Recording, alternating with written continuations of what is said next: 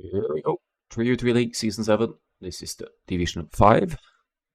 We have WAS versus Fellowship of Thumbring. I'm gonna show the... I don't even know if I didn't even note the full name. It was a long name with something German in it. But we have the map draft here at first. Brazil is out of the question. The very, very full water map. The wateriest map of water maps, perhaps. Very little land, lots of fish and water. Could be a galley and fire galley fest. Maybe some draw ones. But that's out of the question. Water Nomad also gone, so these guys don't seem to enjoy water all that much. And then we have the picks. We have Arena for the WAS of us, and for Colosseum for Fellowship of Thumbring. Cape of Storms is gone, as is Grambara, Hideout, and Frontline, leaving us with Land Nomad as the first game map. So with that in mind, let's speculate a bit on Land Nomad civilizations. Spanish gone, no surprise there. Turks and Burgundians gone for Arena as well. Mongols probably for Land Nomad as a ban as well. Land Nomad, I could see Georgians shine. I could also see Romans shine for their faster work rate, good economy. And then maybe Acumen's second easy play, but I think it has to be Huns for the instant scout you get for all Nomad starts with Huns these days. So Huns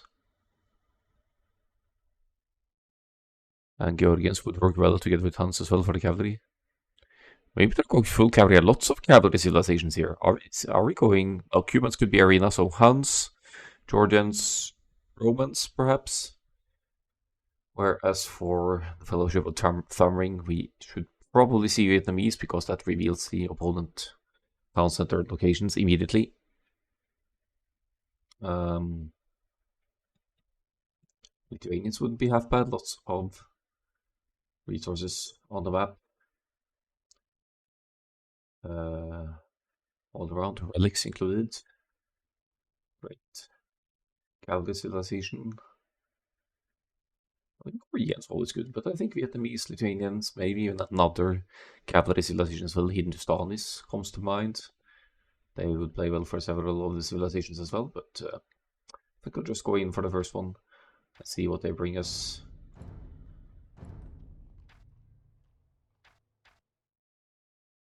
And our first game would be this one, for Land Nomad.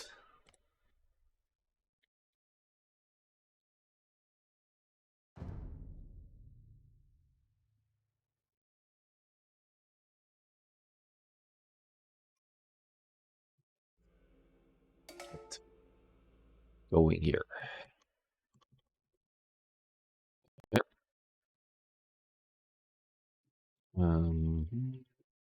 This is Division 5 group stage. Us versus Fellowship. Oh, Thumbring. Oops. Fellowship of Thumbring. That should be it. One beautiful day, I will introduce the rule to pick the warm and cold colors, because it's really confusing. Sorry, Mojalo, but we are going to have to give you the orange here, so it's easier to distinguish the team colors. I would prefer blue for flying mouse as well. Just much easier to tell the teams apart this way. Now know what it is, and let us have a look at the civilizations of choice. Flying mouse, going for the Huns here, as expected for Land Nomad. Probably a top tier Land Nomad civ now with the Hunnic horse they start with on any Nomad start map. Because Huns, especially on regular Nomad, they are set back by the fact that they can't both dock and TC drop.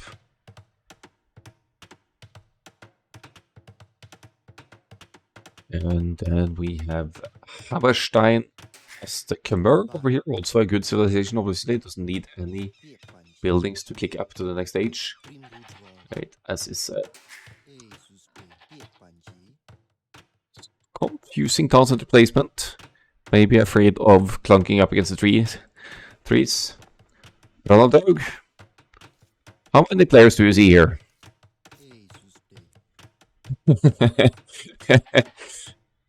But 4v4 league cast after will be the 8th division because it was the very first game played. Yeah, you can read the title as well.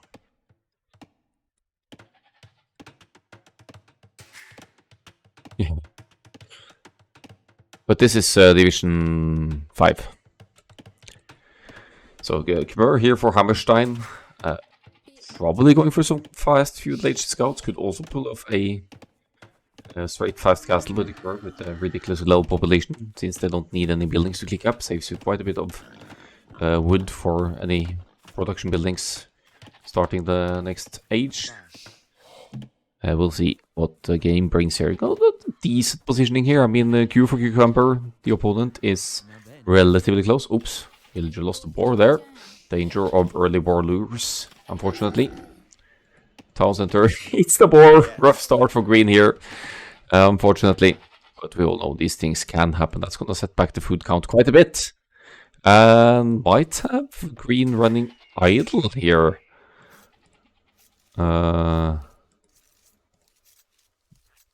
For a bit, at least. Yeah, loom coming in, so at least keeps the TC running. Makes bordering easier later on as well, so. Rough start for Hammerstein, losing a villager to war. Flying Mouse playing as the Huns here, already out scouting for sure. Got that beautiful Hunnic horse to look around all the map, find the opponent's positions. They already know the positioning of yellow. It will also help you claim a lot more sheep and find the location of boars for yourself and your opponents.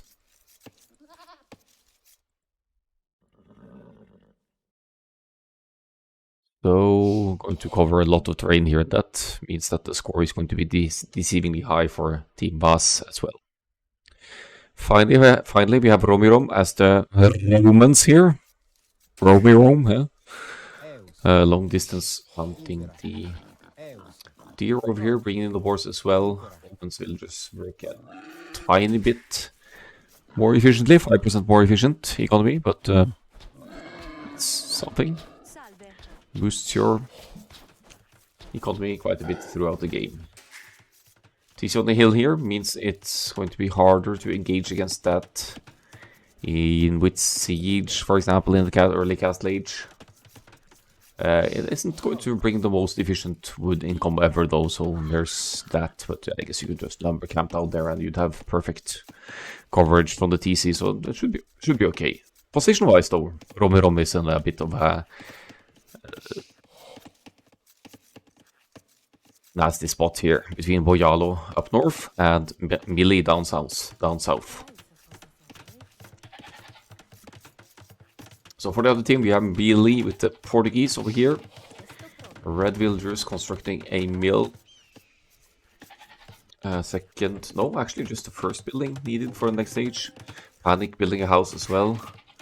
A little bit of a bumpy start for Mili as well. Portuguese town center on both gold and stone though. So that should make for an easy potential castle drop against Teal as the game goes on. No Vietnamese here, that's surprising. Not making use of that nice Vietnamese bonus for the nomad start. We have Boyalo with the Lithuanians as expected with one of the cavalry civilizations here. Let's also have a look at the total relic count just for reference here. Can we find it? Where is it?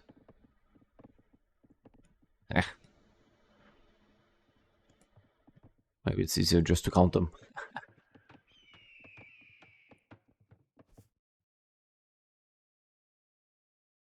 Yeah. 7 relics. That's what I wanted to know. So the Lithuanians could bring in quite a few for their benefit as the game goes on. Up to 4 relics, giving a boost of a total of +4 attack for the knights and lights. Finally, we have Q for Cucumber with the Malians over here. Malians would structures cheaper. Definitely going to benefit them. And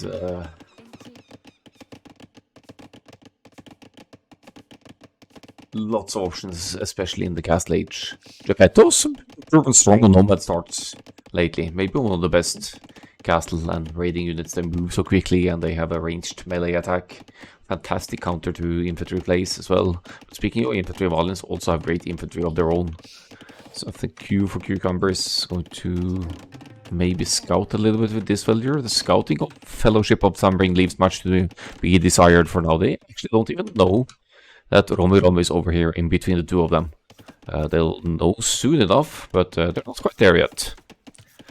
WAS, 2 players on the way to the Feudal Age. Romans for Romirom already on the way up. 30 seconds idle here, but going up at the 19 pop. This looks to be the scouts because the barracks is being placed as we speak. Wood count should allow for an instant stable as well, and the food count also allowing for scouts to be made. There is going to be some scouts for the teal player, and I would be surprised if that's also not also the plan for Moyalo over here. Going up to the Feudal Age at a healthier economy, though, it could in theory be a straight Castle Age, which would be bad news for the teal player committing to the Feudal Age here, but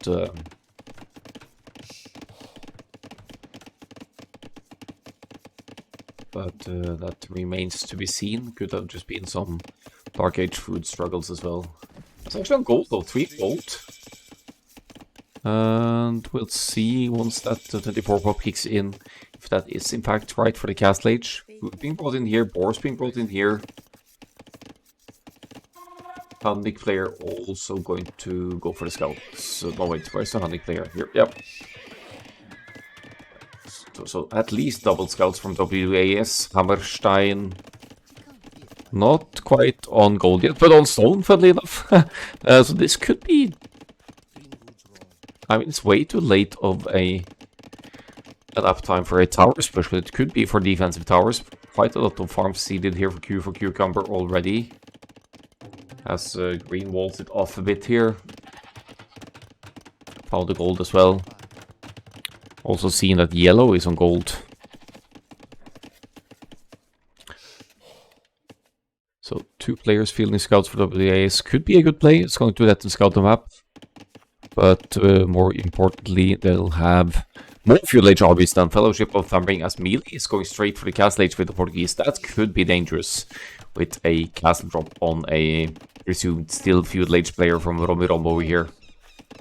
With the organ guns and whatnot. But then again, if you have enough scouts and the organ guns are out of position, you could still technically fight that if you have a large enough mass of fully upgraded scouts. Very exposed economy over here. Not ideal for the team players. One player, one villager though. A couple of villagers seeding the farms. Not overcommitting to the scouts here, so there's that.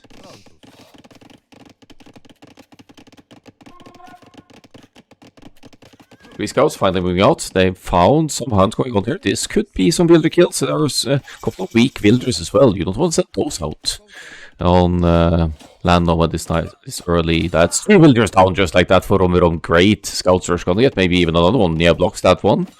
Maybe gonna dance around a little bit. That's 3 villagers. Have great villager for the opening scouts as Moyalo is just about to enter the Castle Age. Could retaliate here with a few knights perhaps. See the Hunnic scouts over here. It is indeed at least 1 tower from the Camber. Lots of villagers and gold here, but very few on food. That is peculiar. That's going to be a lot of towers because the food count is nowhere near a Castle Age click here for Hammerstein, and the TC running idle doesn't seem to care about resource income for food at all here at this point. Only 1 villager on food.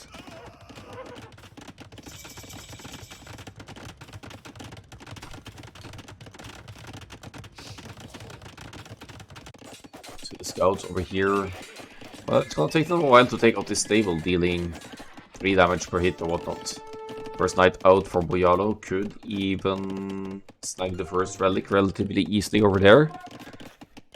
Spearman added by the Romans. You're gonna need something to keep the knights away. 3 knights in the queue. It's a low eco approach into the Castle Age from Moyalo, but you don't need a lot of knights to do a lot of damage in the Castle Age here if you're units control is on point. Castle for the Portuguese down south.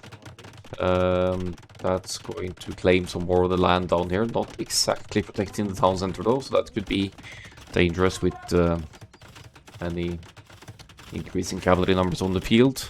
Meanwhile, Hammerstein is dropping several towers, making sure that Q for Cucumber can't just go up to the castle edge and drop a castle just like that. Same kind of economic approach here. They're both really low on the economy and idling their town centers, I think, more or less, with behind all these pushes. It's a straight tower rush. Villager going down there to tower fire, but forcing 2 defensive towers from Q for Cucumber. There's that, at least.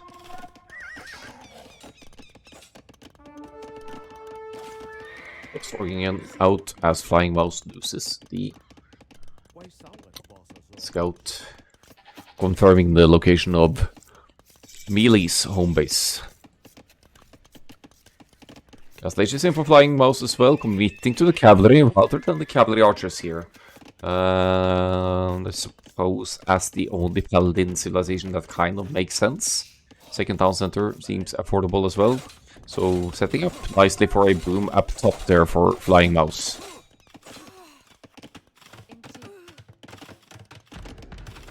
Another defensive tower for Q for Cucumber, further delaying the castle age. Look at that idle time ticking away for the both of them. 27 villagers to 30, they're both struggling here. And I'm not sure how much that tower is going to accomplish. It will keep Yellow from creeping up against Hammerstein's base, but Hammerstein only walled this area as well, could risk getting the gold access lost from a tower to this side if Yellow finds it. Robirom seeded quite a few farms, also walled with houses mainly around home base here, so could be relatively safe from Knight's raids. I wonder if Millie is still collecting stone, though. Only 1 million on stone. The organ guns are out. And they're moving all the way over here. That's interesting. Underneath tower fire. Going to try and stop any new towers from popping up here. Not to appreciate the extended feudal age commitment of WAs or of Hammerstein and Q for Cucumber though. Bit of an unconventional approach to the land nomad playstyle.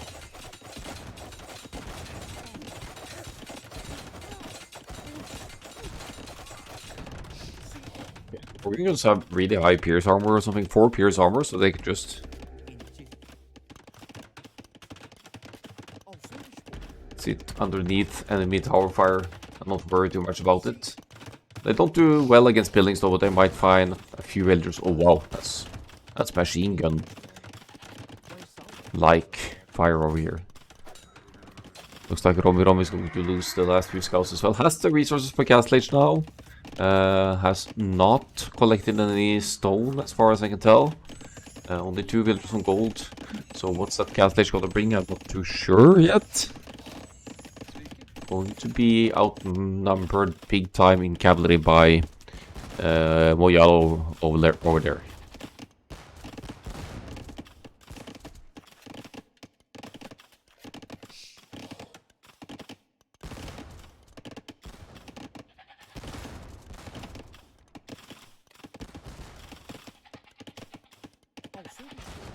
Now organ guns proceeding to harass the Kimber economy as well. Not too much food economy to harass here as of now, but the farms will be going down slowly and steadily here. Leaving Hammerstein with a very inefficient economy, is fleeing towards the woodland here, but risks losing more villagers. I wonder if Moyalo would send some cavalry over to this side if this town center, or at least quite a few villagers, could be taken out as a result. Some cavalry would certainly be helpful there. Defensive monastery for melee over here. Still committing to the organ guns. Actually, there's quite a few of them out now.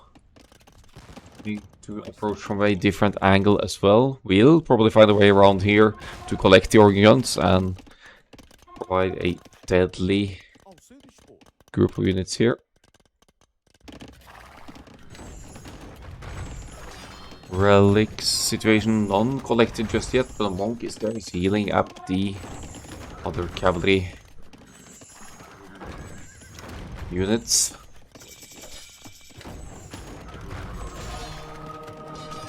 There's the gas station for Romero as well. That has to be some buying of stone there. Yeah, what? 400 stone for that castle, but it's a necessary castle. Needs to do something to keep the home base economy safe here. Has some very exposed gold income over here as well, but not in any immediate danger. There are some Hunnic cavalry to help out here as well. But yeah, loses very few villagers in the process, so there's that. The castle is up, Centurions immediately being queued here. But look at Hammerstein's situation over here. 25 villagers, 0 military, hopped into the houses, completely incapacitated over here. And is probably at least happy that the organ guns aren't nearly as strong against buildings as they used to be back in the day. Or just a few patches ago, really.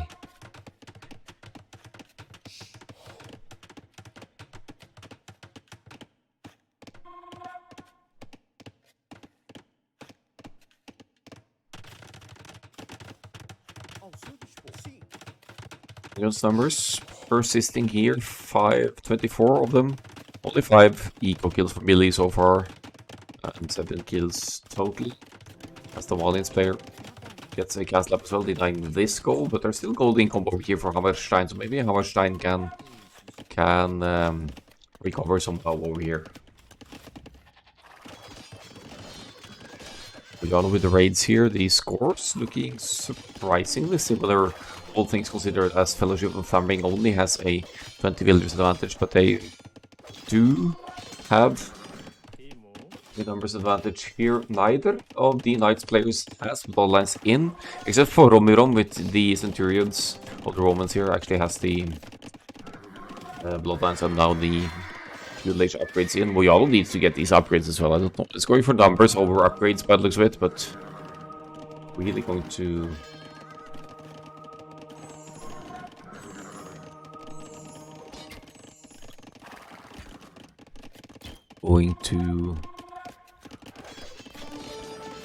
need to match those upgrades soon, yeah. Couple of nice conversions for Flying Mouse, also now switched into the Cavalry Archer approach. I think that makes sense. If you can get a deadly mass of Cavalry Archers, you're going to be moving faster than the Knights in general, and you'll be able to hit and run against them as a result. Throwing guns now. Here, how many Centurions? 7 Centurions. Might not be enough against this group of organ guns, especially not if there are monks around here to convert them as well.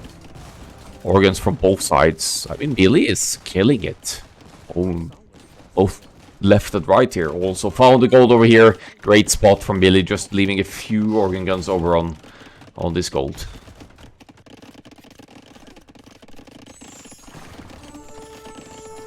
Some monks added as well to reduce the threat of any cavalry units trying to snipe the organ guns. Deleting the houses there. Forward villager probably not going to be allowed to get that siege workshop up. The organ guns also not enough of a mass over here to deal with the mighty Centurions. How much do they have again? 130 hit points, so they are stronger than the knight. Rest of the organ guns move over, but that's going to be nice pickups for Romirom there.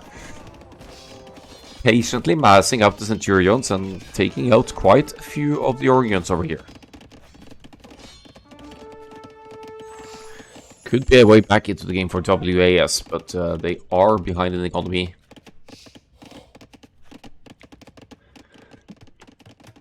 Still need to have more than one player extending that economy. We have 5 TCs for Flying Mouse, to be fair, but going to need more than that to recover from this situation. Centurions also losing quite a bit of hit points here. Going to be converted. That's at least one conversion up there. So melee able to clean up the Centurions while remassing the organ guns. Quick look at the stone count, not currently mining stone, so it's going to be only that one castle for melee for now. Cavalry Archers numbers increased though, so Flying Mouse going to raid all around the map with those guys. Sniping villagers, evening out the economic situation potentially.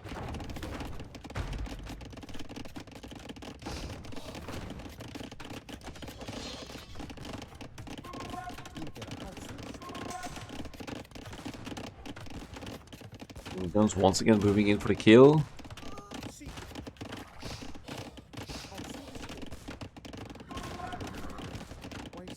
Now joined by Bloodlines Cavalry from Lithuanians, but one relic only, no defense upgrades for the cavalry units.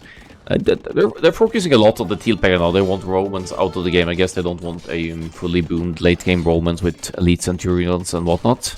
But Flying Mouse's position is being neglected here almost. It's being pressured a little bit by Q for Cucumber over here, but not nearly enough. That's like 6 town centers, about to be a 7th one for Flying Mouse to extend that economic number and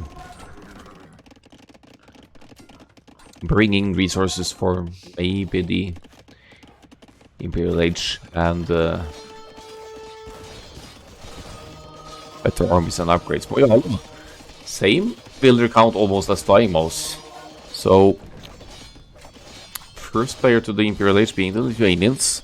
Still doesn't have any cavalry upgrades except for Bloodlines, which I find a bit peculiar at this stage in the game. That might backfire once you enter the Imperial Age and need to research all of these upgrades to get to the fully upgraded Imperial Age armies, but great damage is being done here on the teal player. After all, Romerom has lost 34 builders this game, no less, down to 31 builders. Hammerstein also only at 40 builders, even with 2 town centers working now and extending the farming economy. And we have 2 castles for Cucumber, who denies the castle of Flying Mouse over here, and could move over to keep the green player out of the game. But it's looking good for Fellowship of Thambring.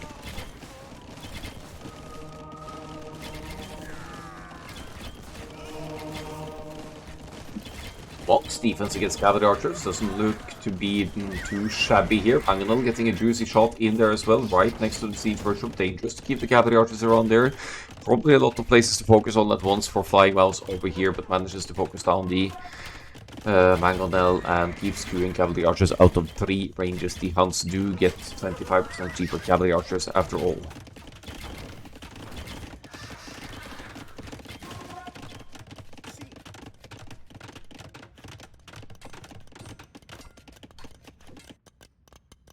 Whoa!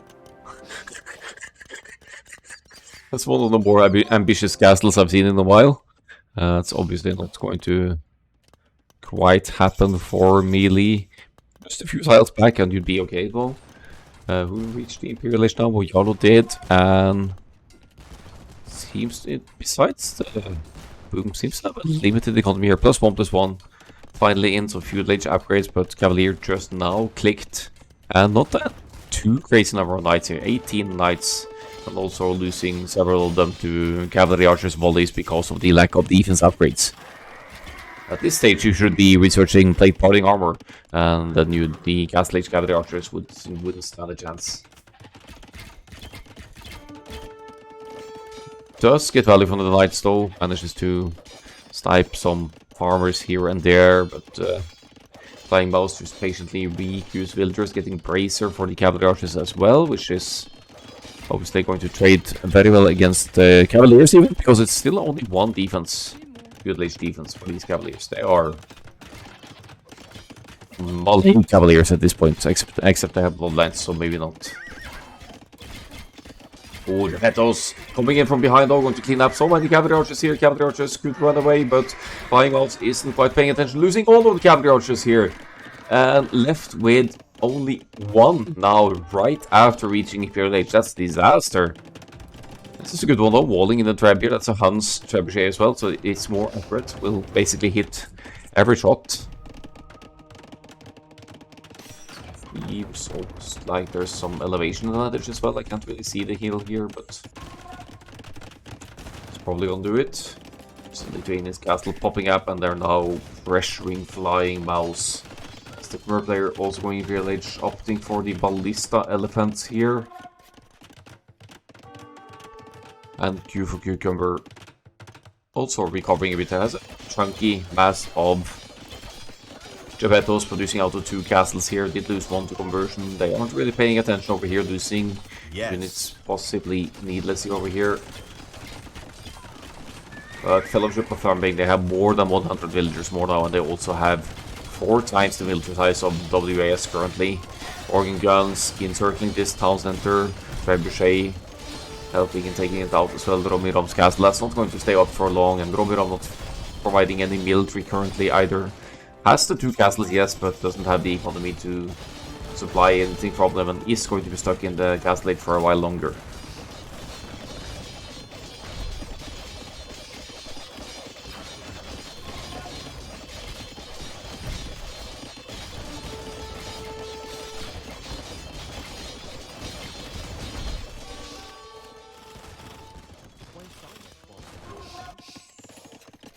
It's kind of stabilizing though, entering the Imperial Age here.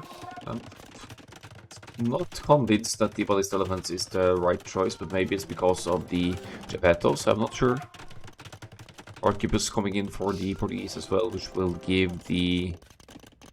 basically give any fighter unit, or at least bomber cannons and handgunners added accuracy. Looks like winged hussars in for the Lithuanians as well.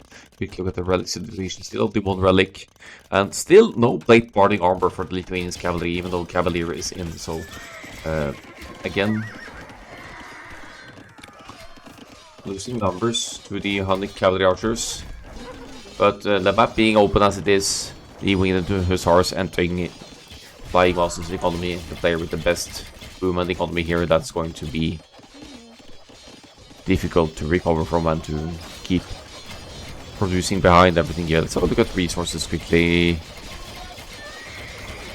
Yeah, Flying Mouse struggling a little bit for food and gold here. Doesn't technically need that for cavalry archers though, so there's that. Stabilizing the military to some extent over here now. The with Ballista, Elephants and Trebuchets out over here could push back a little bit, but it's still the issue of the twice the military size for Fellowship of Tamring.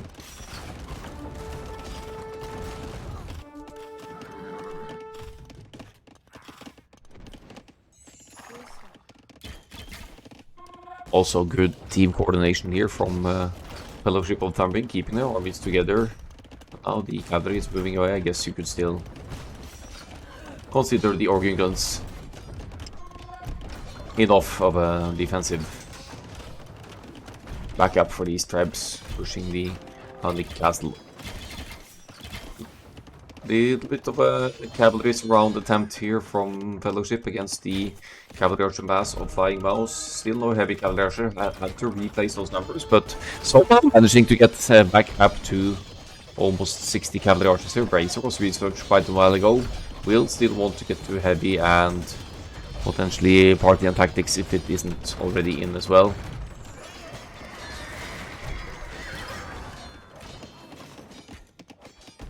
Only 7 builders left for Romirom, unfortunately. Going to lose this castle. Does try to sneak a little reboom with the town center on 1-3 over here. Of course, you could drop more as the game goes on, hide away in the corner like that. But it's only a matter of time before that gets discovered, as Fellowship of Tamring might be thinking about trade in the corners for the long term as well.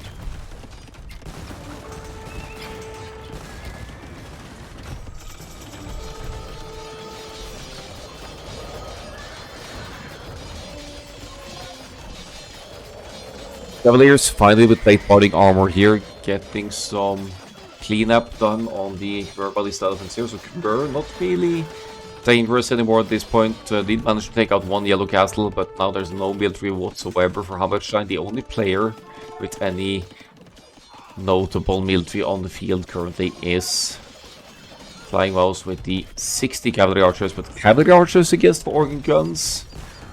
I mean, the organ guns have some decent pierce armor, so with this kind of group you can't really get close with the cavalry archers to try and take them out, just because with the superior numbers either.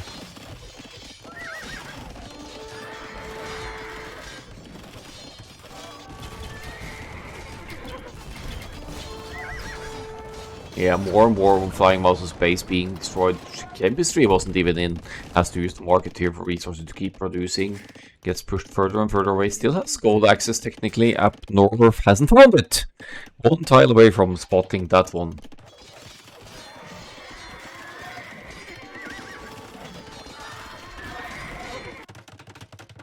Desperately trying to reboom several places around the map. Proper nomad style there for Flying Mouse, but the reality is that the WAS are almost 200 villagers behind, and don't really have much of a comeback potential here, especially not against these late game civilizations. Farimba just kicked in for the Malians as well, so we're going to see some Farimba cavalry on the field. Farimba camels catch up with the heavy camels of Flying Mouse. Now heavy cavalry archers of Flying Mouse potentially. Reading RSA says, I think it's 105 time. Might be right. But I can appreciate some fighting spirit here. Blue town centers popping up, trying to claim small spots on the map for continued resource access, but it's still only half the military to Fellowship of Thumbring that are now with twice the military overall, fully boomed, full Imperial Age team, whereas Romirom is still stuck in the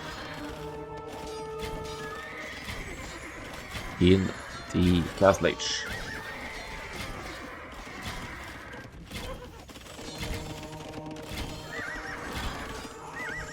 Only 30 heavy cavalry archers left, still queuing them, but the resources surely must be running low here. Romirom, nothing. Flying Mouse struggling, Hammerstein with wood, food, a little bit of gold, but no gold miners, no stone miners. They won't be able to rebuild any defensive fortifications, and the northern town centers of Flying Mouse will be going down as well to the trebuchets.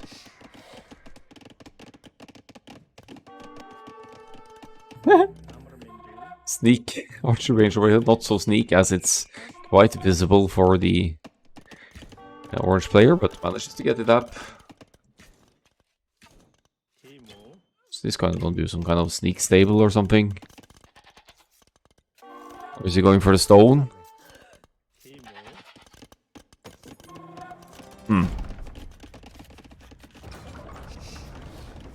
Farimba heavy gavels. And trebuchets pushing the green area over here. Castle on the hill for Q and Thumber as well, making it hard to raid the economy of Fellowship of Thumbring. First game does indeed go to Fellowship of Thumbring. And we're going to go to WAS's home map next. Let's have a look at the statistics.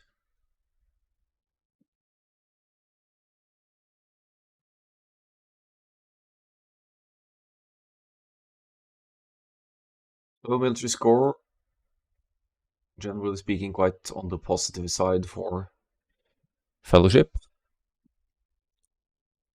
Economic situation, even with Flying Mouse's large boom, larger than all of the others, still struggling to keep up because of the constant raids from the opposing team.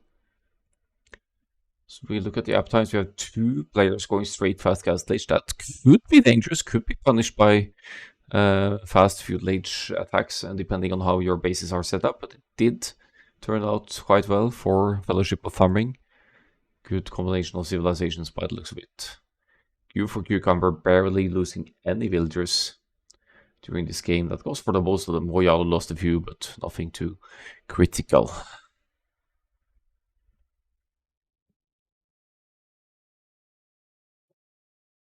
Right. Let's toggle the spent civilizations here. Alliance last pick, is it? Alliance, Portuguese, and so that's one in Lithuanians, taking that one against Romans, Huns, and Camber. GG indeed. That would be last land nomad. We're going to a closed map next, where WAS may get to shine. It is their home map after all. They have good civilizations drafted as well. I suppose Vietnamese is going to be an archer's flank, Britain's Vietnamese for Colosseum. So for Arena, Bohemians is a given. Feel like Ethiopians is the better Arena Civ out of Vietnamese and Ethiopians here. So maybe we're going to see Bohemians, Ethiopians, Koreans And then obviously Frank's pocket for the flank. But we need a good pocket as well, so maybe Hindustani's pocket and Korean and Bohemian flanks could be something for Arena as well, for Fellowship. WAS, it's two good pocket contenders here for Arena. I think it has to be Teutons though, that conversion resistance is just so strong, even though the Cuman's 2 TC is as well. So Teuton's pocket, Italian's flank, and potentially Pole's flank, but that leaves no particularly good flank civilizations for Colosseum. So let's say Teuton's pocket with Burmese and Pole's flanks, perhaps. You could even argue for Persian's pocket, but that would be good for Colosseum as well. Yeah, I don't know. These are puzzling civilizations to me. Let's just pull up the game and see what happens.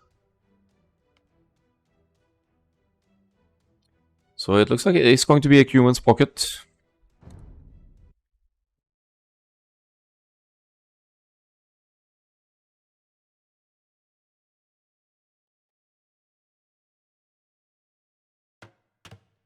Here we go. And now they have the odd unpaired colors, so this should be fine. Right, WIS picking Arena for the home map. We have Roma as the Italians on flank. Italians 15% discount to the next stage. Allows them to. Oh.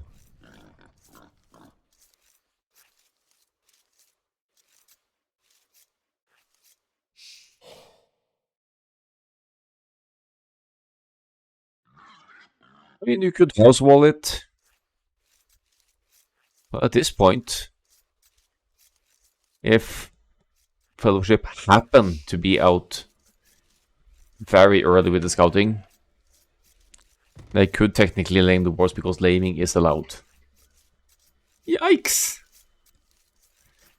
So careful when you shift select your walls. If you have more than the tiles you want to delete in your map vision, then this could happen. And yeah, certainly sets back Romerom quite a bit. Leaving the base open like that unintentionally will have a much weaker opening and be subject potentially to an early towers rush here over here.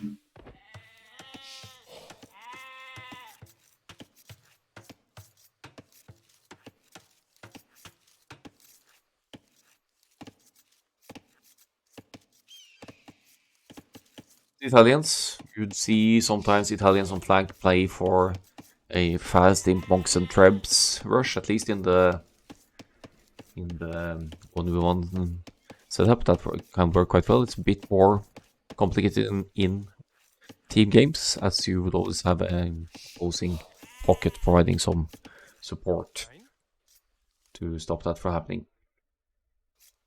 Yeah, a couple of houses going up to plug that gap. Taking any chances here.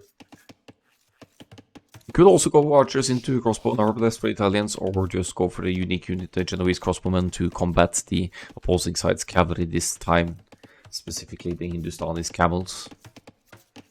In the pocket we have Wenceslaus with the Cumans. Most common play on arena team games for Cumans is to go for a fast feudal age and place your second town center, as you only the Cumans have access to. That's going to obviously kickstart your boom in the feudal age already, and you can enter the cast age with a much stronger economy than your opponents, unless you're up against, for example, Khmer or another civilization that's likely to go right into a multiple town centers boom. That would be a way to keep up with the humans' extended feudal age boom, so to speak. 5, 10, 15% faster cavalry, giving humans the fastest paladins in the game, or fastest cavalry, really. And that's not really going to matter that much on Arena, though, as you're only playing the middle field. Finally, on the right-hand side, we have Flying Mouse again, this time playing on the flank as Poles. So Poles also have very decent cavalry. They have trash cavaliers, basically, after you get the unique technology research, the slaughter privileges. That could see play here. We could see a castle drop with Obuk and maybe an Obuk Arbalest play, something like that. Even a tower rush with on the flank side with archers inside the towers, because the Poles collecting gold through stone mining, 33% gold collected per stone collected. That allows them to go for, let's say you keep 5 villagers on stone, you can move forward, build your towers, and you'd still be able to afford a few archers from the gold you generate from your stone collection. Now on the right hand side we have Arena, we have Q for Cucumber. Playing as the Bohemians, flank Bohemians Poles, so that particular DLC match up on the flank, pretty standard closed civilization, closed map civilizations. Bohemians will want to make the unique unit from the castle in most cases, at least if you want to go for castle aggression. But in the Imperial Age you have an upgraded version of the Bombard Cannon, the Nissa as well, which will further extend your gunpowder power. Extra. Oh, excuse me. Extra damage output and blast radius increased. Oyalo with the Hindustani's pocket, good counter to Cumans in that regard. Hindustani's Imperial Caval's strongest cavalry unit in the game, at least in the Imperial Age. Also cavalry units as a team bonus. Cavalry units are given, or Camels and Scouts line units are given bonus damage against buildings. Also, unique technology for the Hindustanis, should you need them. You'll have hand cannoneers granted +2 range, Satagni, in the Imperial Age. That technology really boosts the defensive capabilities of Hindustanis, or giving them a response to enemy halberdiers. But in this particular civilization matchup, Royalo will have to play the cavalry role, because the Bohemians and Koreans cavalry is lackluster, to say the least. Flying Mouse about to try and enter for Cucumber space. What was the population uptime there? I didn't quite catch it. It's, yeah, 9-minute-ish feudal age. Not too shabby. Good reaction by Q for Cucumber thus far, though. Just going to palisade wall this out, get that first defensive tower up, and really limit the damage impact of Flying Mouse's rush with the poles. No range yet, just going to be the towers. But behind this, of course, bringing in gold through stone mining, and going to be able to click the castle age once the food count allows.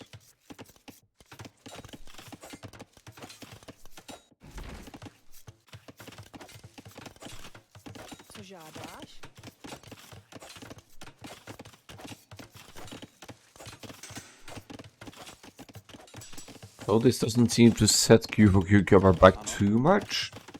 The walls should keep the aggression out. This tower won't be doing much. Looks like Flying Mouse has even given up on pounding down the walls, because this tower, funnily enough, being within range of the builders trying to pound through. So there's that. Not really going to get anywhere, and that's 5 builders completely idled for the Poles player. All of Fellowship of Thumbring going to the castle age now, which would give them great opportunity to punish both the flank and the pocket here, because Wenceslaus is committing to the feudal age boom here and won't have military for a while, and neither will Flying Mouse, as Flying Mouse has been committing to an early feudal age and trying to break through the walls, sending even more villagers forward now, with hopes of getting through and dealing some proper damage.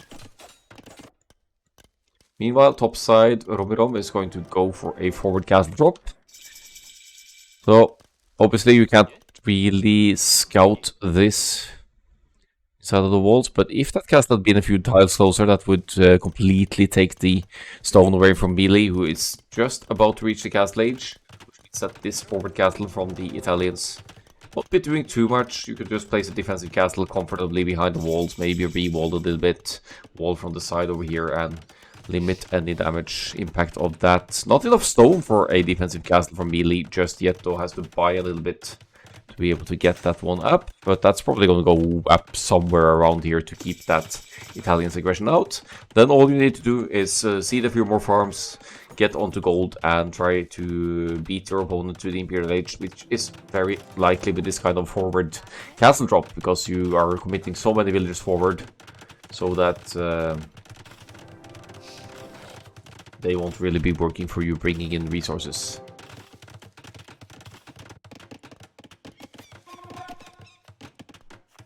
We are with the third town center about to complete here, committing to the boom, but 50 villagers to 30 is going to take a little while to catch up here, even with 3 town centers.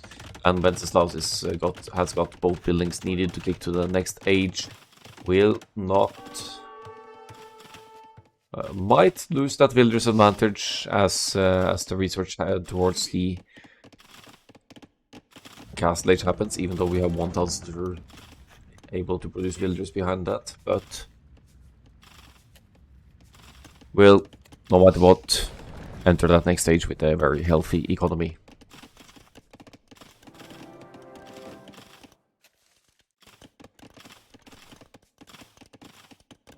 For Cucumber with the defensive castle now, Flying Mouse not going to be doing anything with the tower rush over here. Tries for another tower, maybe to try and stop or at least delay this castle from going up. But that's not quite going to happen. This is a very little accomplished tower rush from Flying Mouse, I have to say. Oh, hello AR12. Thank you so much for the raid. Long time no siege.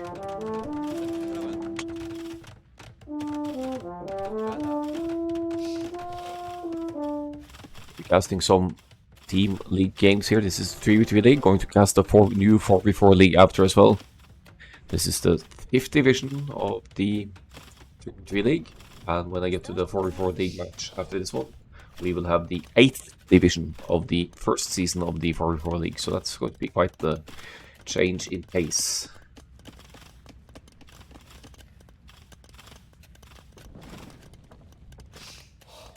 Power's not accomplishing much for Flying Mouse. We're 2 forward ranges for reasons I can't quite understand. Wenceslaus with the humans. Siege Workshop forward, that's a bit of an interesting one, because the humans have access to capture arms in the castle age. That could be a means to take down the defensive tower of, or castle, sorry, of Q for Cucumber. On the north side, Romurom not really going to be able to do much. The house foundations here forces any aggression to move next to this castle, unless you make a few petards and pop in here with your Genoese crossbowmen instead.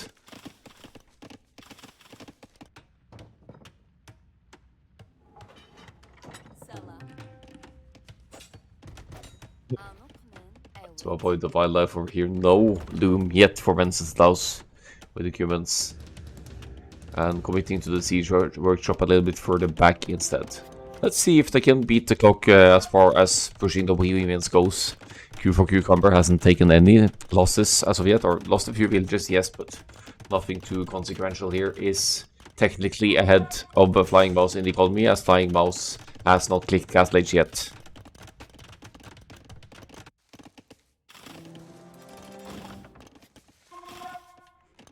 Four town centers now from Boyalo, just full boom mode, knowing that the humans player is in the same mode. Actually managed to nearly catch up in the villager numbers now, and it's going to be 4 town centers consistently producing, as Wenceslaus only has 1 currently, so now Boyalo effectively takes the villagers lead.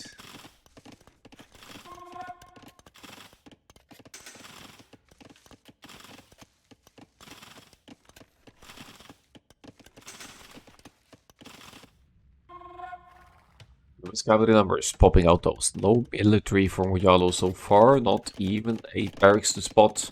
Just extending that economy, maybe just thinking about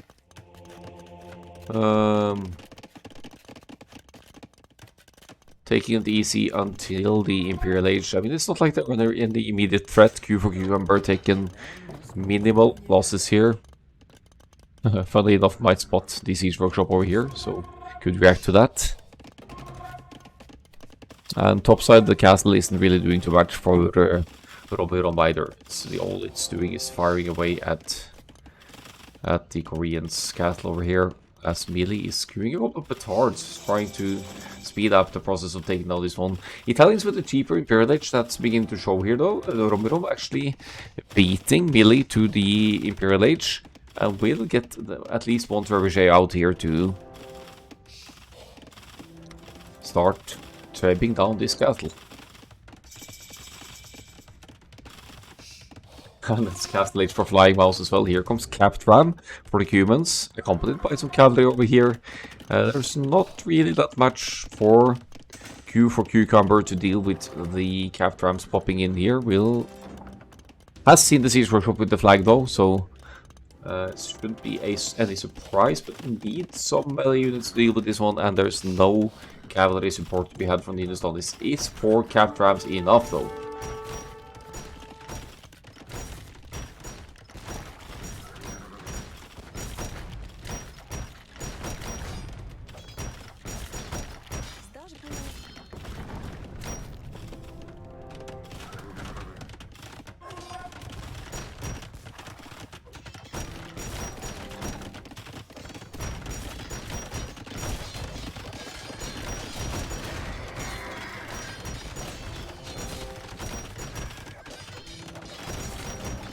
Okay, so the castle will be going down for the Bohemians and will be stuck in the castle here. This could mean some significant damage with this push from Wenceslaus on Q for Cucumber over here. So maybe that tower rush did delay Q for Cucumber enough after all. They are in the process of at least potentially taking Bohemians out of the game here.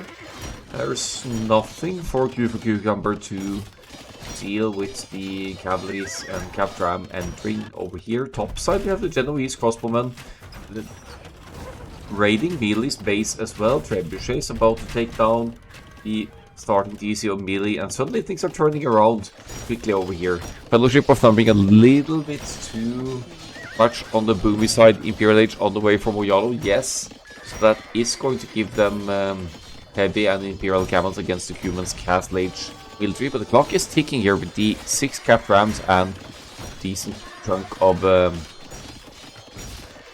humans cavalry entering the purple base over here. Genoese crossbowmen protecting the trebuchets, not really much to take those out. I guess you could get some lucky Wangadal shots in. Robiron with pretty impressive crossbow micro there though, takes out 3! Wangadals. Praise was in, yeah, but they still only have 7 range, so they technically don't outrange Wangadals. So that castle drop forward for the Italians is working out after all. 3 trebuchets forward now.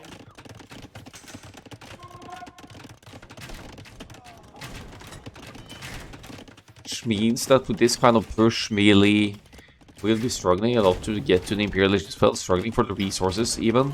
A little bit of humans covered over here, just a few knights would be really helpful for our blue friend over here. But that seems to be doing okay enough with the Genoese crossbowmen regardless. Now the Poles and Flying Mouse is allowed to stabilize over here. The Capped Rams have been dealt with. The Hindustan player now with heavy camels on the way, with the Imperial Age also on the way for the humans, and you can see that the military situation is somewhat ahead for Wenceslaus over here.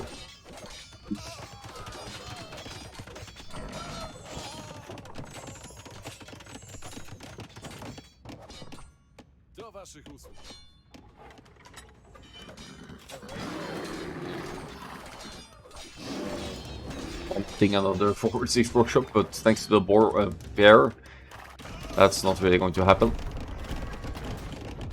Nearly now forced to try and fight the trebuchets with villagers, and that means further losses.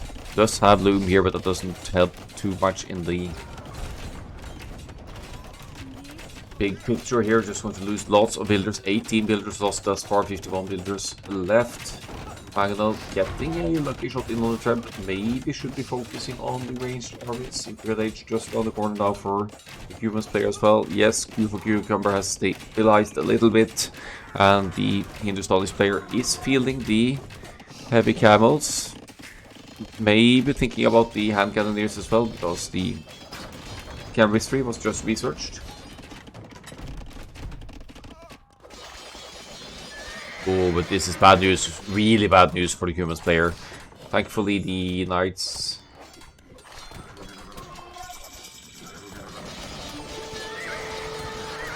have the mobility to run away, but they are fighting heavy camels, and this is a horrible fight for Wenceslaus at this point.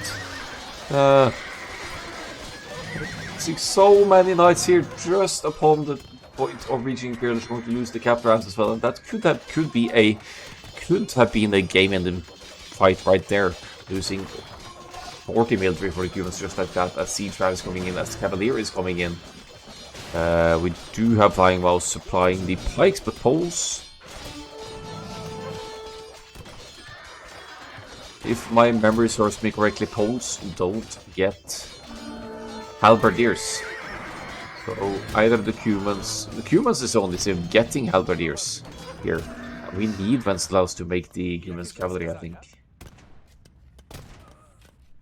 Besides, the Bohemians hand cannoneers have already been added, so the pikes aren't really a threat anymore. So hand cannoneer, Imperial Camel is what is going to become for Fellowship of Thumbering. That should be a great army combination to strike back here. Yeah, Moyado took some losses as well. Grand Trunk Road coming in to bring in 10% more gold from all gold sources for the Hindustanis as well. With that said, melee is down to 16 villagers and at the risk of being defeated here. So there's that red player struggling a whole lot more than Flying Mouse, who technically hasn't been pushed at home base. They went straight for the pocket instead, or straight for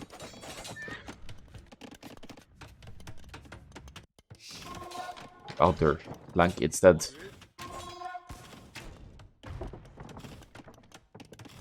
So it's proof that it's dangerous to leave someone with the opportunity to come back like that.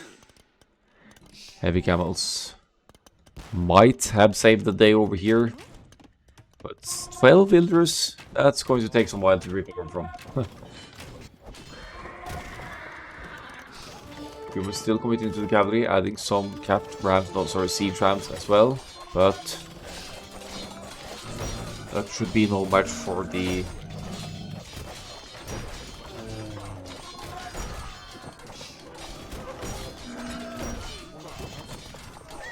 hand cannoneers focusing the siege ram. Yeah, maybe it's gonna work. There's quite a few pikes over here, more siege rams trickling in. I think it is the correct approach of WAS to focus on the pocket now as well. They want to set back the Hindustanis so that the mobility gets crippled.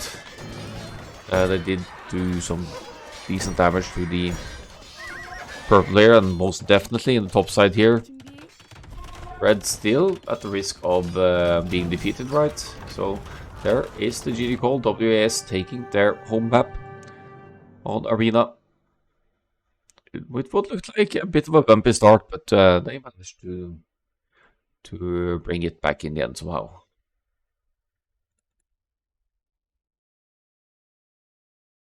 Even an elite Genovese crossbowman, Romirom gets his revenge from the rough land nomad game with the Romans here.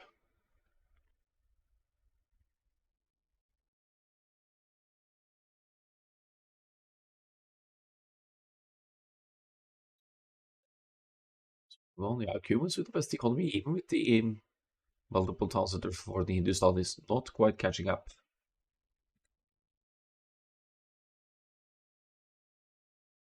Last a few ages for WS, nothing. No success with the towers from flying mouse. A bit unlucky with the initial tower placement, actually placing it within range of the defensive tower of Q for Cucumber. So we have to comment Q for Cucumber on the defensive prowess as well.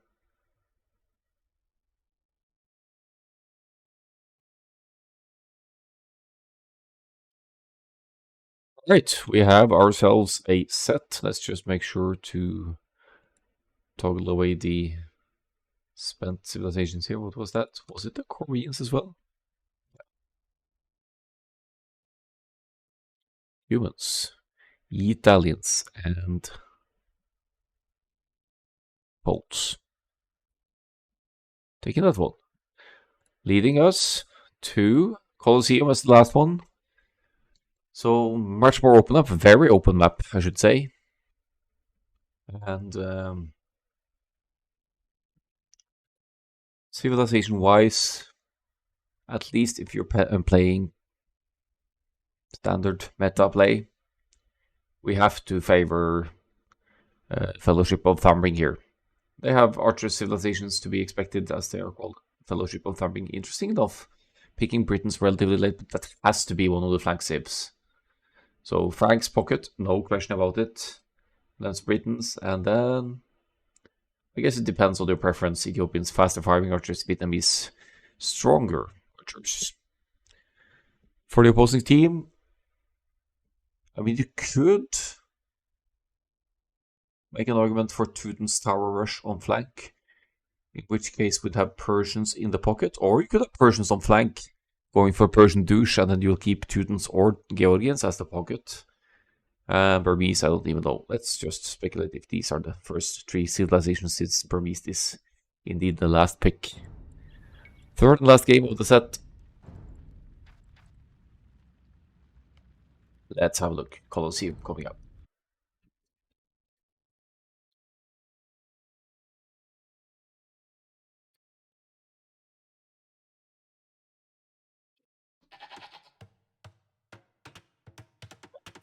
Oyalo with the Frank's pocket here. No, a huge surprise there. Frank's 20% hit points added to cavalry starting in the feudal age, giving them the strongest scout opening, arguably, in the feudal age. But then once your opponents get to bloodlines, you'll be falling behind until the castle age, where you'll be back on track with essentially instant bloodlines. And imperial age, you have the highest hit points paladins in the game. Cheaper castles as well will help you assume the map on a very open map like this. Place the castles in strategic locations to secure golds and woodlands. On the left side flank, we have melee with the Ethiopians over here. 100 food, 100 gold granted once you reach the next age for the Ethiopians. Makes it easier to afford fetching instantly if you're going for the double range archers approach. And if you need it for the late game, Ethiopians have amazing siege workshop options as well. Finally, to the right hand side, we have Q for Cucumber with Britons. Classic archers flank civilization as well. 10% faster working archery ranges. That's the team bonus. That's going to benefit the Ethiopians as well. And also bringing in food from the herdables faster, like the goats. So you technically only need 5 builders on the goats to bring in food at the same speed as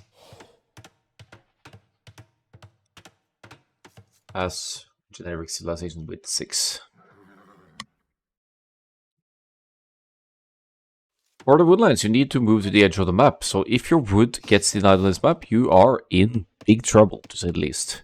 You have a few stragglers, yes, and they even have a little bit more wood on them. That's to compensate, of course, for the exposed woodlines on the edge. But more often than not, you'll see the players find a way to wall, like kind of a bottle wall like this, to keep your woodlines and your base within the walls. But it's quite a distance, so you can't do it too early, which makes Colosseum quite an interesting open map for those reasons. Alright, let's have a look. WAS with the Persian's flank. You know what Persian's flank usually means? It usually means mischief on the flank side.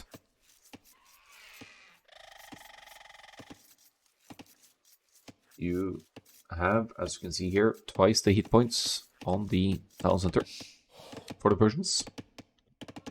Which means that there's, well, if you find yourself fighting a garrison TC from the Persians, you really shouldn't try to commit to repairs and try to win it, because you are at a half hit points disadvantage. We're moving out already. Not going to leave me any time to speculate in the cities here, but we have Teuton's flank on the other side. That could be a tower rush. You could deny wood with towers. Teuton's fitting twice as many builders inside of the towers. And in the pocket we have Wenceslaus with the Georgians already lost one builder. That has to be to Bor, unfortunately.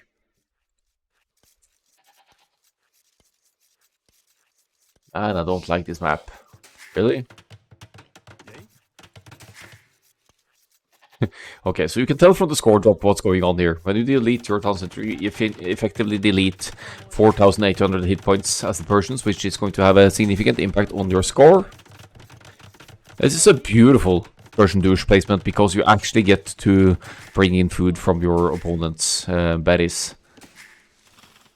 And 13 villagers inside. That's a bit confusing, because you only need 10. But yeah, there we go. Removing some of them now, sending another villager forward as well. Nothing left at home base. Didn't even take the second elephant. Pudelage halfway there for Cucumber. Might need to commit some repairs. Worst case, risks losing the town center before Pudelage kicks in, which would be disaster. And we're back to 2000. Or 1999 here, as Romirom with the Teutons also goes for the douche. Double douche on the flank. Oh boy. Oh boy, oh boy. Teutons can garrison war villagers inside of the TC, but it's not going... I don't think it gives any extra damage output.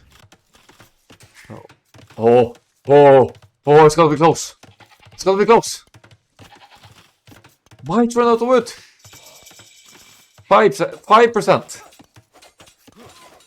Okay, so town center goes down, but the feudalage is completed. As Flying Mouse goes for the boxing match over here. The town center is too weak for Cucumber to garrison inside here. So that town center effectively goes down. Where do you go next? You go for the woodline next, I think. Left hand side.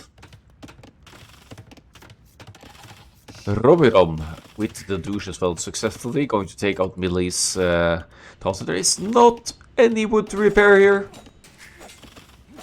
This could be a short game if this keeps up.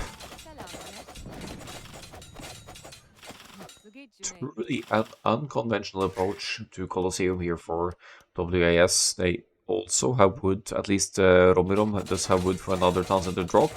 Can't really say the same about Flying Mouse, but Flying Mouse with the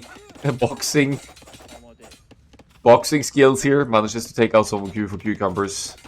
Actually only one.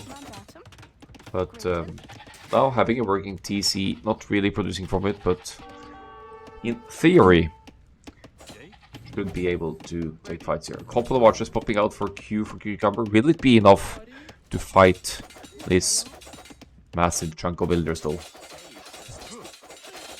Where's the builders with boxing gloves mod when I need it? Oi. Look at the fucking efficiency of everyone here except for the pockets. Wenceslaus with the scouts joining in as well for some added help to take out weak builders over here. Melee, only 2 builders on wood. Maybe doesn't even have enough wood. Far from enough wood to place town center. 2 builders on wood. And it's going to go running without idle TC for a long time, because there is no TC to idle. Yeah, so look at the boxing on the other side. There are scouts from Boyalo as well. Boyalo with the exact same villager count as Wenceslaus. They both have impressively low idle TC times thus far in the game. And Q for Cucumber should be stabilizing here as well, going for some more builders of gold. Did conserve some sheep, so that's going to bring in some food eventually as well, but I mean, what do you do here? Do you keep making... It's actually going for a blacksmith ahead of a new town center. Funnily enough, it feels a bit weird, but it kind of makes sense because you will have enough food and gold for fletching, and fletching makes your archers all that more powerful. You know that Flying Mouse is going to be stuck in the Dark Age for much longer. And we're not just stopping with the douching one player. Is this within range though? Gate is opened. Builders desperately pounding away at the gates here. Some builders should be going down from Boyalo as well.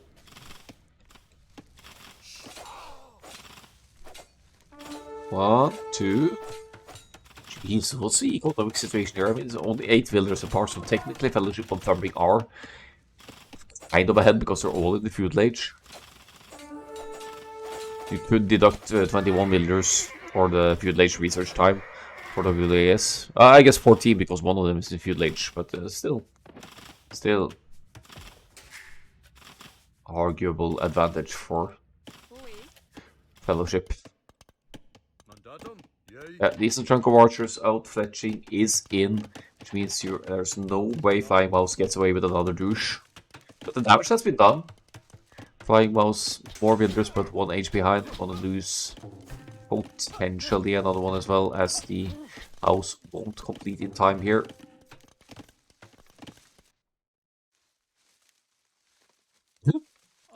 Actually moved back home for the berries, and looks like Flying Mouse wants to bring in the second elephant as well.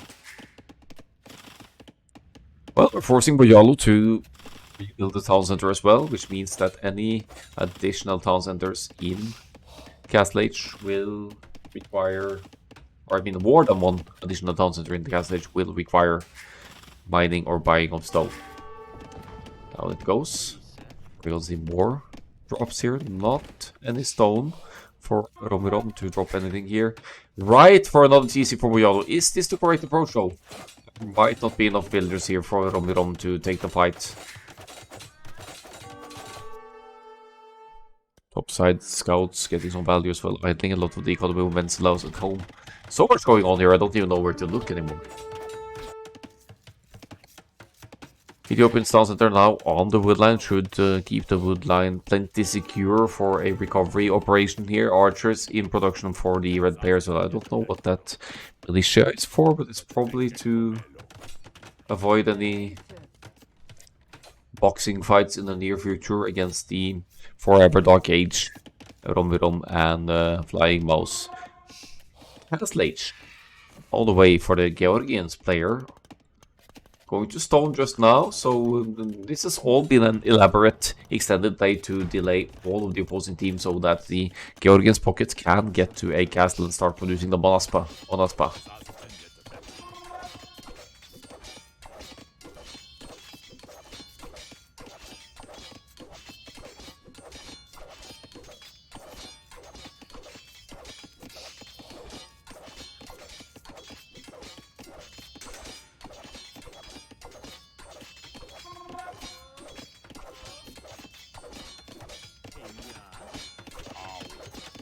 Militia making a little bit more sense now. Romirom about to lose wood access because the Ethiopians archers are joining in here. Is Fellowship stabilizing?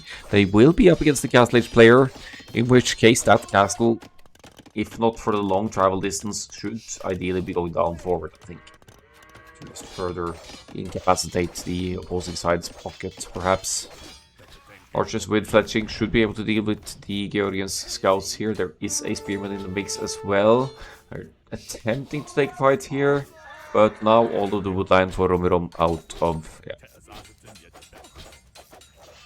bounds, out of access. Villagers trying to fight archers with fletching here, or do they have fletching? They don't have fletching, so then it's easier to justify fighting builders with archers, to be honest. As we have another TC drop for Flying Mouse, committing 13 builders to build this town center. Refuses to let the Britons get away with anything here. The Britons will be getting kills, but the town center will be going up as well. And once again, Q for Cucumber is without gold access. Are we going to see WAS win this game? with 2 players, never making it past Dark Age. Fortified Church coming up, that does boost the villager working rate at home base. Castle Age now on the way for the Franks as well. There's not going to be much to deny that.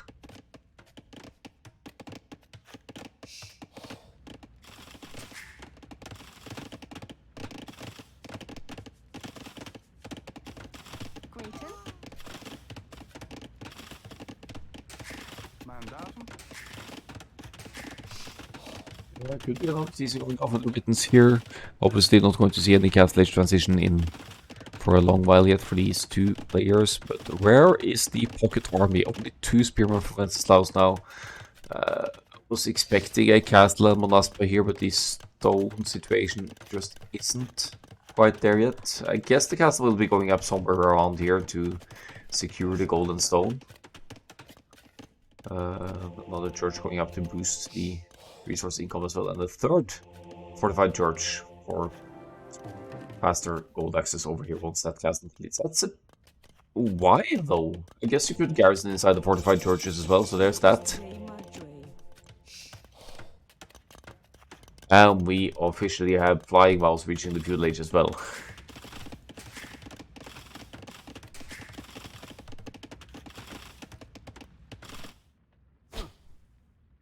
Fellowship have a massive army lead as Flying Mouse moves over to a faraway woodland over here, being there all game without being disturbed, basically.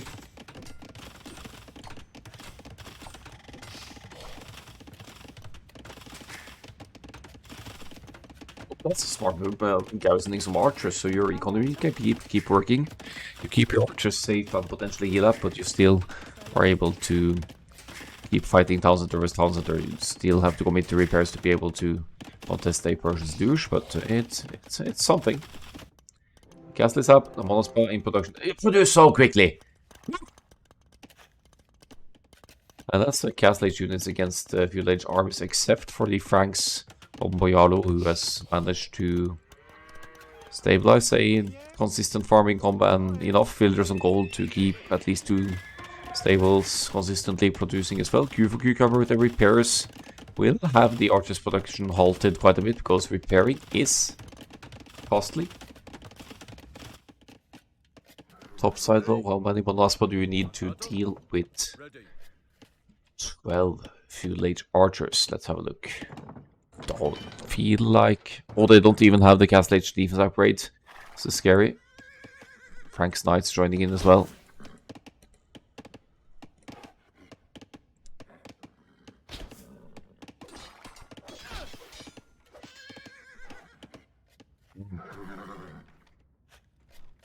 Yay, mandatum.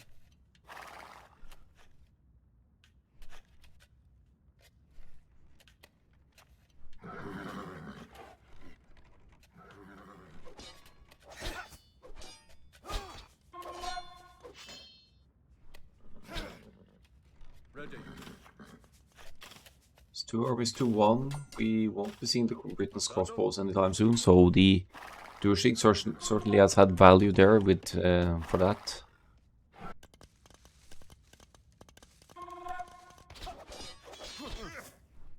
It's funny how Green, the pocket player, is protecting the farming income of the, or the berries income of what used to be Rom's home base.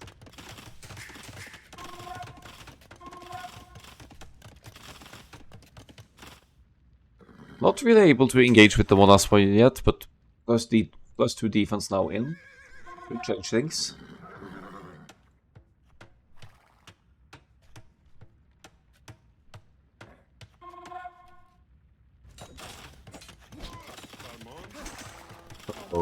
Uh-oh. Only space for 5 more villagers inside of that town center. Why? It has to be a misclick. Why would you fight Castle Age scouts with villagers in the midst of archers and whatnot? Looks like Q for Cucumbers town center will stay up as Boyalo commits quite a few of the Franks cavalry here to try and take out the Persian's town center, and I doubt that Flying Mouse will be able to afford another one. We'll struggle for stone for that. The Modest are joining in. They now have +2 defense and +1 attack. And does succeed in taking out the Britain's town center. So that's the third town center lost for the Britons this game, I think. Thanks for the follow, Dekisini. Dekisilni, I mean.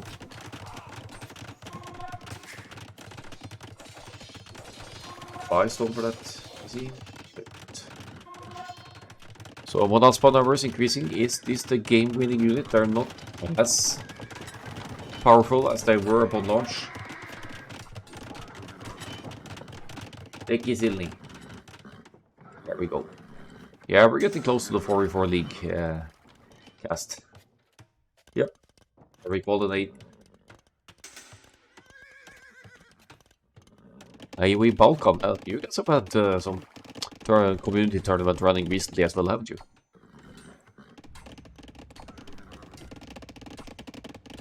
Ready. So, Monaspa diving to take out Frank's town center at home base here. That is going to idle a lot of farming economy over here.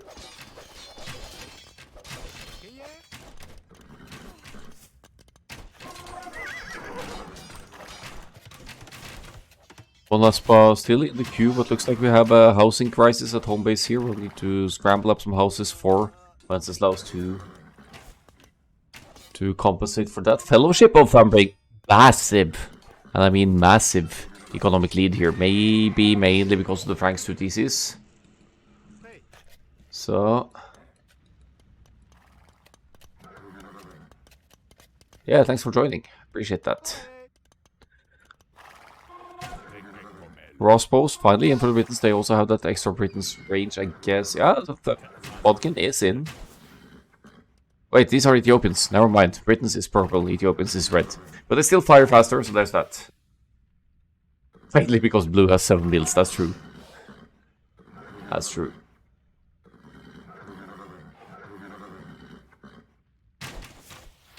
It's not an ideal position to be in, is it? Military tends to win games though. Let's see if Wenceslaus can even this out with 1 army against 2. The Monaspa are doing pretty decent here, I have to say. Cleaning up all of the Franks cavalry, only 4 knights left for the Franks. Ethiopians crossbows going down as well. And how about the town centers has Flying Mouse built this game? It's built more town centers than the booming Franksman over here. Yeah, the Monaspa are still strong. You see the extra attack now with the units grouped up as well. These guys have 12+6, but these guys only have 12+3 because they are a smaller group. So you need to keep them going together to benefit from that. You could mix in some regular cavalry, at least knights, to give that same boost to the Monaspa, but of course if you have Monaspa only, they're all going to benefit from that boost. 12+5, 12+4, 12+6 probably over here, no, still only 12+5. WAS behind in economy, massively ahead in military. Britain's still somewhat incapacitated, going to lose another TC. Not committing to repairs here, rather going to try and drop a new one, probably, but it's not looking too pretty for Fellowship of Thumbring over here. They're being raided by ridiculous masses of an undisturbed Georgians up top. And what's the average ELO? 1400s maybe even close to the 1400s. If you click the link here, the above link, the spreadsheet, you can see the teams list. And if you go to the sorted, if you go to the second tab on the bottom of that document, you can see all of the teams and their averages from seeding.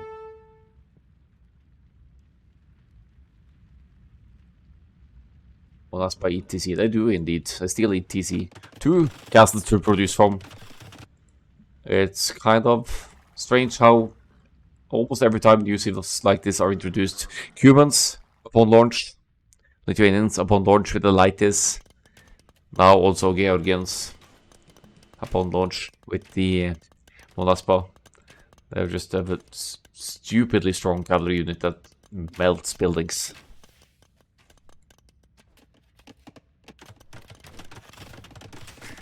Persians eat TC as well, though.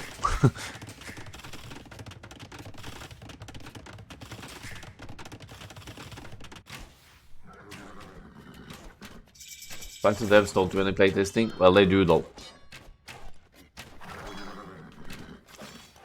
They have some pretty decent players on their team. Dev team. I've played team games with several of them, so they know what they're doing. So I'm not buying that, but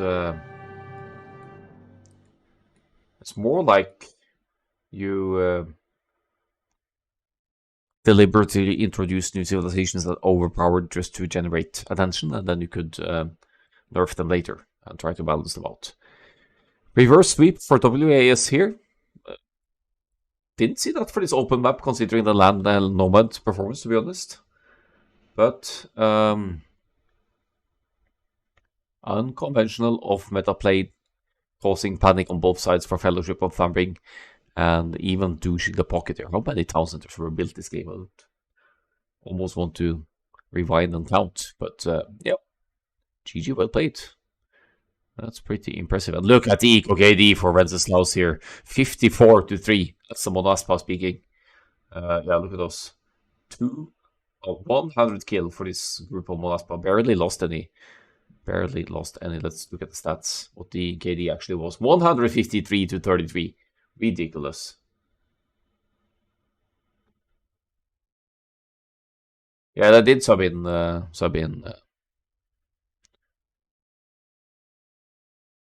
lower player. That was kind of the deal as well when they were allowed to change their team lineup.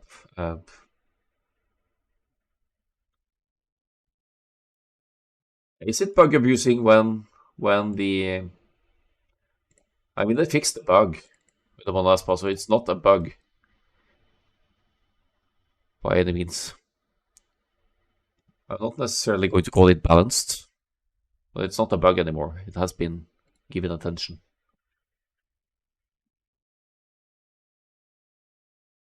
Unless you're referring to the town centers not hitting moving units as easily anymore. That is a bug. Power creep abusing, that's a better term here.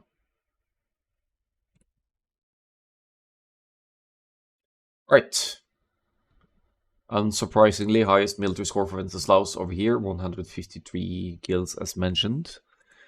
Also, basically undisrupted economy. You'll see the strategically placed fortified churches as well, not only providing potential refuge for the economy, but also boosting the economy within a certain range, so their villagers work more efficiently when there's a fortified church nearby.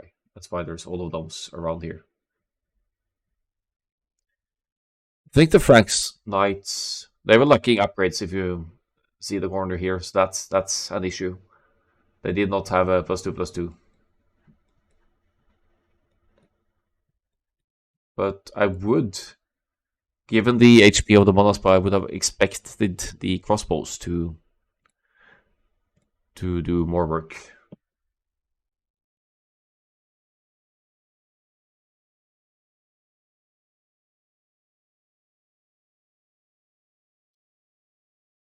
Feudal there, scouts.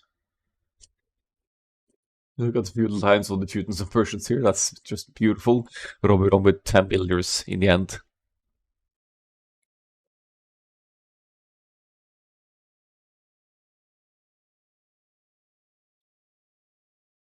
There we have it.